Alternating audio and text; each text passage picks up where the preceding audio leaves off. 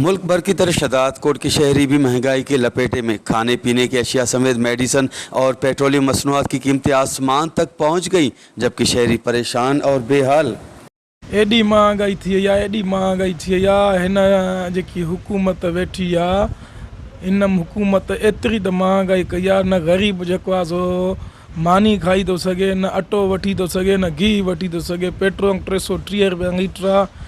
खाइण जो घी किथे पहुतो आहे। असां डेकोरेशन वारा जेके दुकानदार आहियूं उहे एॾा त परेशान आहियूं। असांजो हिकु जेको शहर आहे उहो बॉर्डर ते आहे, असां वटि साड़ी ते कारोबार थींदो आहे। हिन टाइम असांजे शहर में वॾी जेको आहे सो परेशानी वारी महंगाई एतरी उरूज ते वधी वई आहे पूरे पाकिस्तान वाले शहदादकोट में, ख़ासि करे मज़दूर तबिको जेको आहे इंतिहाई मतिलबु हिकिड़ो परेशान हाल में पंहिंजो वक़्तु गुज़ारे थो।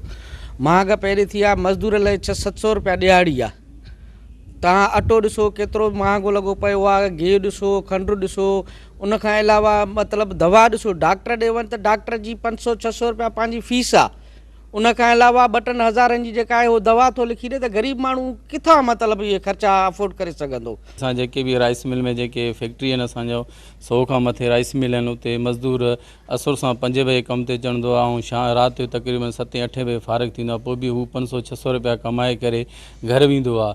उन 500 जे उन जे पोयां जेके 8 खां 10 फैमिली रहंदड़ आहिनि, उन 500 में उन्हनि जो गुज़र सफ़र न थींदो आहे। एॾी महांगाई में ॾींहों ॾींहुं जेको बि अगरि फैसिलिटी थींदो आहे, जेके गवर्नमेंट जा मुलाज़िम आहिनि। शहरियों ने महंगाई के हवाले से मजीद कहा कि मौजूदा हुक्मरानों की गलत पॉलिसियों के बायस कोई और नहीं, सिर्फ एक आम मजदूर मुसलसल मुतासिर हो रहा है।